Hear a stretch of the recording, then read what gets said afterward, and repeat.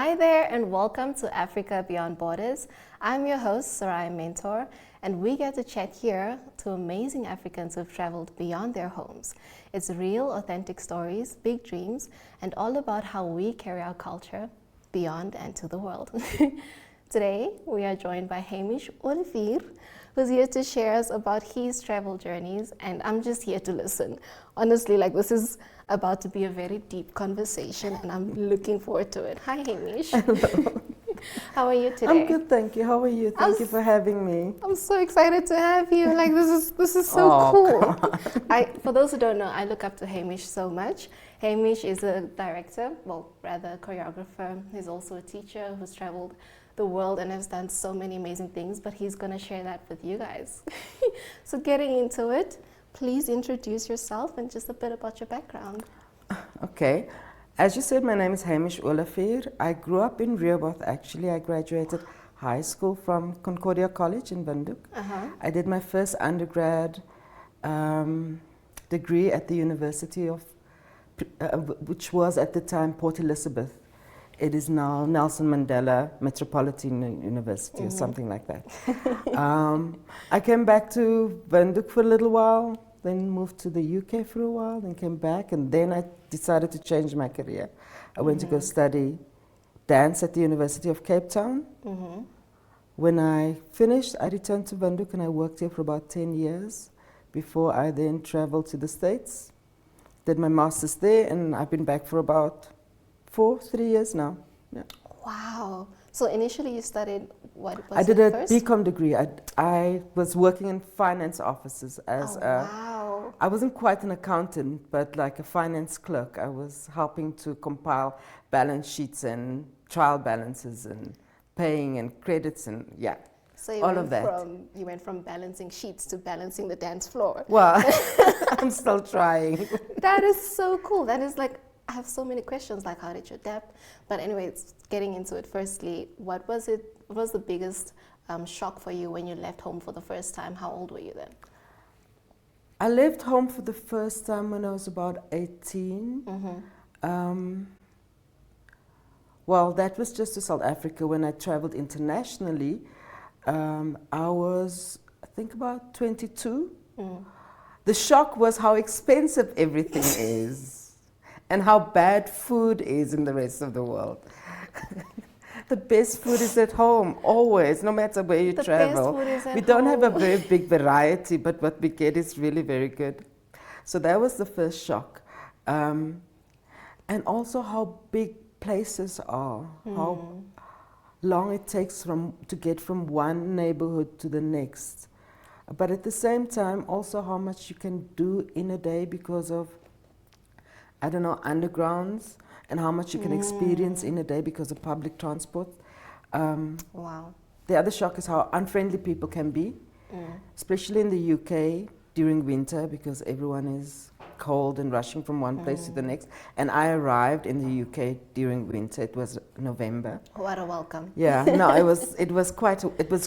It was cold, and I had to find a job within a week. And I had just enough saved up to basically leave home and be there for a week. Okay, so you are telling me you had 7 days when you landed in the UK to sort out your life, move in, get a job, and handle the cold. Oh yeah, yes, absolutely. I didn't have time. There was no time. I just had to do it. Wow. Yeah. I'm even just processing that right now. I really want to know, did you see, because you did mention that how people are different, how food is different, what would you say was the biggest comparison to South Africa and UK? I think that when I was in Port Elizabeth, I think it's the first thing that I can think about is that how many cultures are in one space. Okay. Yeah, Port Elizabeth, Eastern Cape, so the culture is also very specific. And, but in the UK, there's so much from one neighborhood to the next or from one suburb to the next. That was interesting, and how a whole lot of things change. Like the type of body that you would see on the street, the type of food that they would sell in the cafe down the road, the type of fashion that they would sell in that, you know, all of that, how much can change from, I don't know, from Shoreditch to Old Street, if I remember the names correctly. But I think, yes, that was where I got my first job, that area. Wow, in Old Street. Old Street, yes, totally Old Street. That is very, very cool. Like, so you're basically saying even if we're in the same city, there's multiple cultures that you had to adapt to. Yes, totally, totally. What was the most difficult culture to adapt to? The English. Oh, okay. Because I think that they felt that everyone was too foreign, you know, because everyone was occupying space that pretty much what Trump is doing in America right now. But that was then, and I mean, that was just me and this one also feeling foreign and feeling different. Yes. It was, and I think that as foreigners, it's easier to relate that when you are from a place that, you know, everyone feels foreign to you. Yeah. Oh. Did you have like a group of people that were also from other countries? Oh yeah, yeah. So when I arrived, I lived in backpackers, of course. Backpackers? So yeah, so is that a place's name, or is it's like a backpackers? I don't know what they call it now. Basically, it is like a backpackers hostel. So okay. It's set up for young people that's traveling, and then so a lot of people from different places would then come through these doors. And my first week that I stayed in the backpackers, I can't remember which part of the UK. I think it was more towards the West End, and which part of London. So then, of course, you meet a lot of people from different places. And when I settled in, I moved into a house with, trying to remember, I think there was 18 of us living in the house, and there was 6 rooms. So it was like 3 people to a room, something like that. And there are people from all over, from Peru, Australia to Italy and France, and then, of course, Namibia. Oh, that was very exciting because then you get to meet people and listen to different accents and understand their home story, and that was a really cool part of experiencing a foreign country. And that is also when you feel the camaraderie of people from different places, because we are all foreign in the UK. No? Yeah. It is very interesting. I want to know, like, what heritage background do you come from, and how did you get to share that with your backpackers, if I may say? Yeah, for sure. My mother's family, well, my heritage is based between South Africa and Namibia. Yeah. My mother's family, my grandmother's from the Western Cape. Yeah, she's passed on. And my grandfather from my mother's side, maternal grandfather, was Namibian. And from my paternal grandparents, Namibian, but their grandparents were from South Africa. Okay. Yeah, so it's mostly a mix of Eastern Cape, southern Namibian people. You know, yeah, we're very connected as well. Yes. It's like it's just a borderline. Yeah. It's not like we're flying. Yeah. But how did you use that to influence the people that you were with in UK? Well, I think that generally Namibians are very friendly people, very open people, very warm people. So it was easy to attract people to me in that way, because I think my resting face is generally quite friendly. Okay. In that way that it's easy to, and also food. You were like, I'm cooking for you guys. Well, just when you cook, people are like, what is that? You know, like, that smells nice. And then a conversation would start from there. And because we had to share this one kitchen, which was not always clean, and, you know, so a conversation would start from those things. And they were always interested in what home was like, because they had no real reference of Namibia, you know. Okay. Yeah. And you were the proud representative of the country. Yeah, I mean, you know, you move around. That was beautiful to hear. I do know that you've also been to Zambia, you've been to Malaysia, UK, as you mentioned as well. So I just want to hear the funnest interaction you had with someone from one of these countries. The one that jumps to mind, I mean, I've had many different really, really cool experiences, but the one that jumps to mind is 2018 I went on a training course for 10 days in Senegal at like a dance school of what people considered to be the founder of African contemporary dance in Africa, Jermaine Akonyem. And there was a bunch of us, once again, from all over the world. And there was this, and we got tired of the food. See, it always comes back to food. So the night before we left, like our last night, we gathered in this very small, extremely quaint, it was a village where the school was based, little restaurant. It had a pool in it, a small pool and a small dance floor and pizza. And it was just a very joyous, fun, easygoing. We were happy and sad, happy to be together, and happy to leave. Sad to leave, but happy to be going home in that way. Yes. So that was a really nice experience, for sure. And then there was one time while I was living in the UK, I did 2 months backpacking, just a bag on my back. From Greece to Spain, and I met this bunch of travelers on a boat from Greece to Brindisi, which is, I don't know if I pronounced the name correctly, but it's like the town on the tip of the heel of the boot. Like if you imagine the map of Italy, yes, the heel part. And we then traveled through Italy for the next week or so together. And there was also, it's always this chance meeting of people that you have something in common with, and that has the same sense of values, or value system in terms of caring and loving and inviting and friendly, and have stories to tell and are good listeners, you know, those kind of things that creates a bit of a community for a moment, you know. Yes. And then it becomes interesting, like, you know, there's memories, you build memories and things to look back on, stories to tell. Stories to tell. As the 18-year-old who left home now to South Africa for the first time, can you reflect back on how you developed as a person till today, like just how you've changed? Oh yeah, sure, absolutely. It is, I mean, my story is also maybe not that different today, but was at the time, because I think that there's a lot of young people that understand who it is they are and what it is they want to do much earlier on in life. It took me a while. I mean, I knew that I was artistic in school already, but there wasn't a lot of career options, and it wasn't encouraged.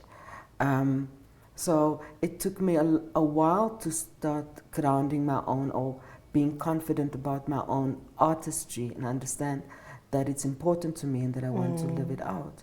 So that was a journey on its own, and to identify that the choices that I have right now, or the places that I'm in right now in terms of what I'm studying, the environments in which that I occupy because of the studies, they don't really feed me, and I'm not really necessarily interested in it, or the type of dynamic that takes place in this very corporate environment. Yes. So I had to outgrow it and understand how to be confident in my own choices. Yes. And that took some time. And to some extent, I mean, I feel like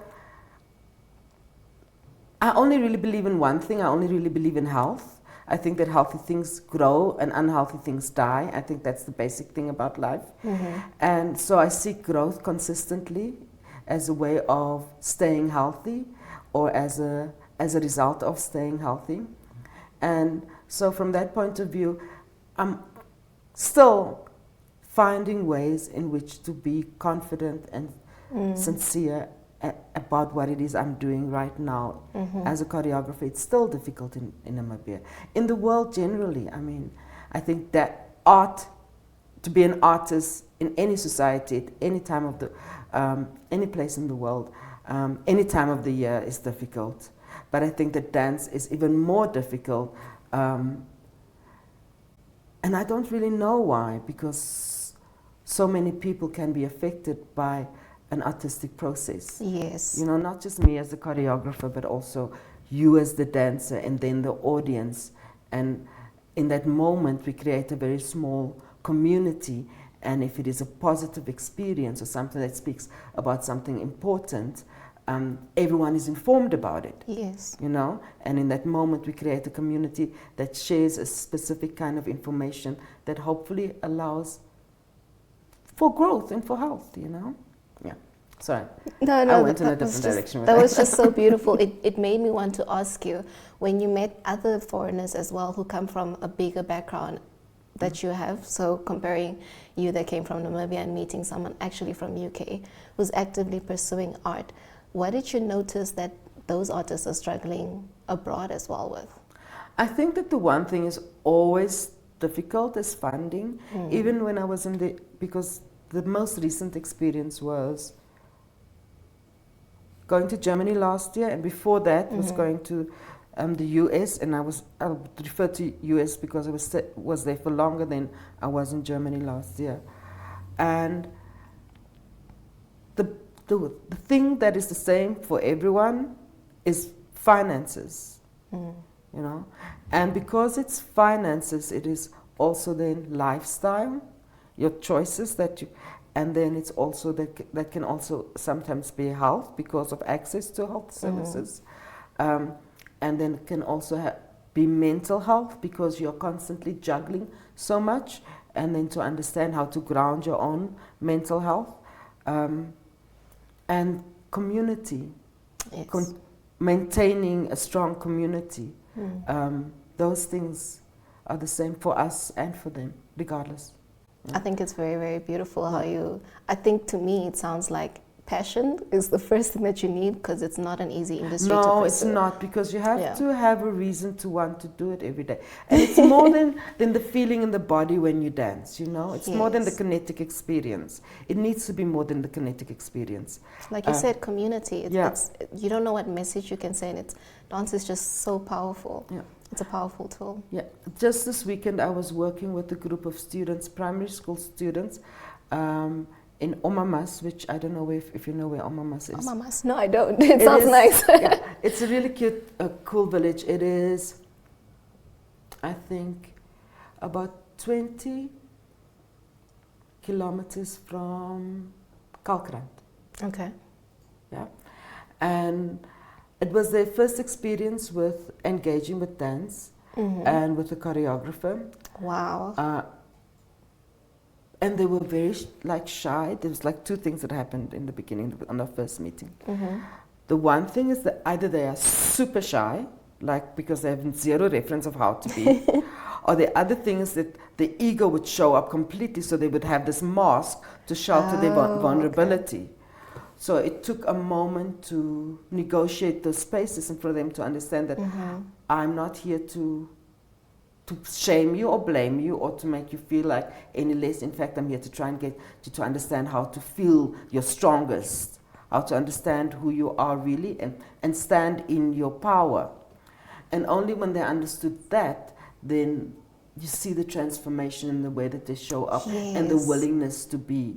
Because I think that people still think that dance is about a 5, 6, 7, 8. But it really isn't. It's about embodying your power, understanding your confidence, understanding your power, and embodying it and owning and claiming space.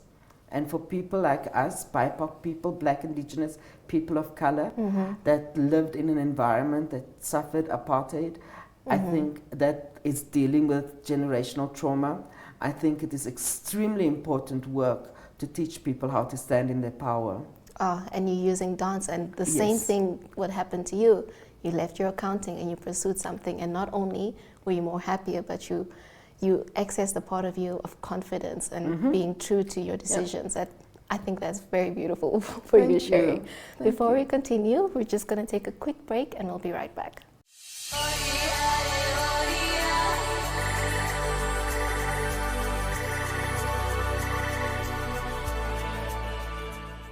And welcome back to Africa Beyond Borders. I'm your host, Sarai Mentor.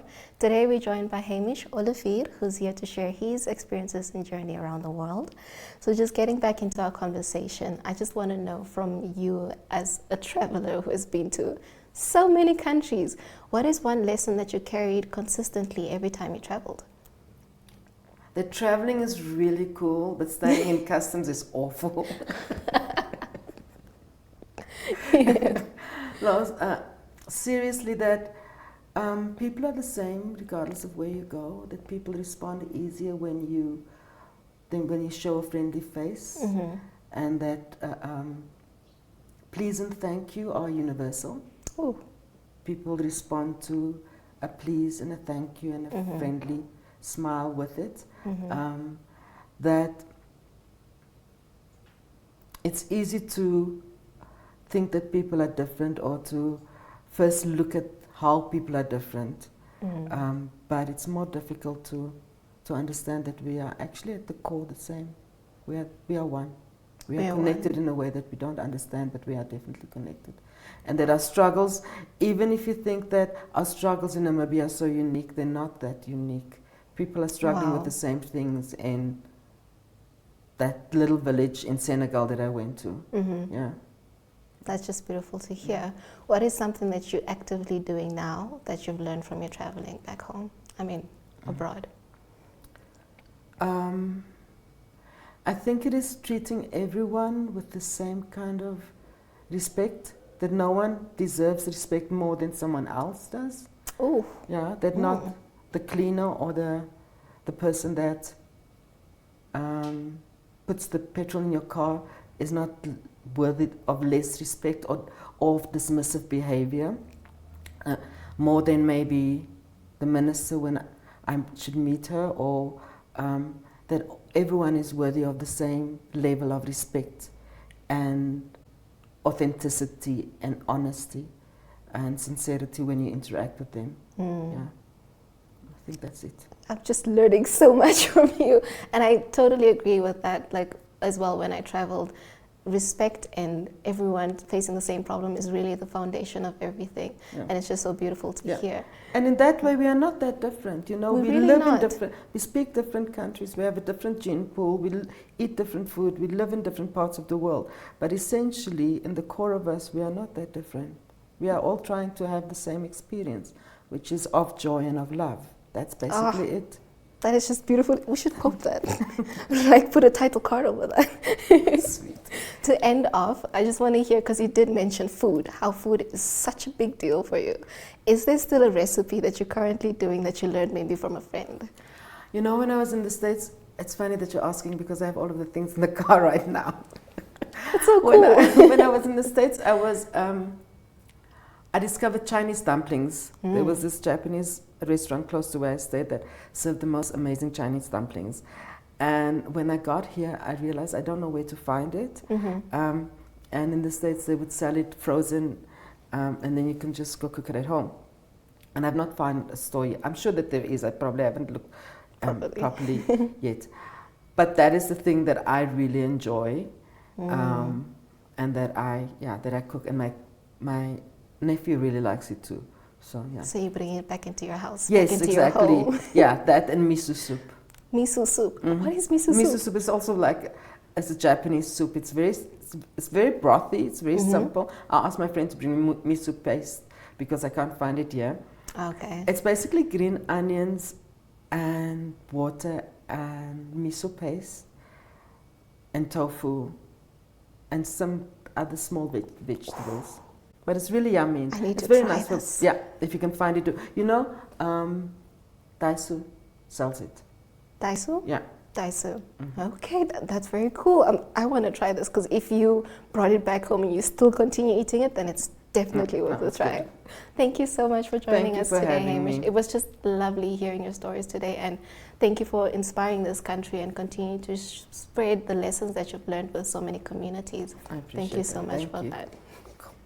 Thank you guys for joining us on Africa Beyond Borders. If this is something that interests you, you can join us every Monday at 8:30 p.m. on DSTV channel 285, GoTV channel 25, and 1up2.com. See you then.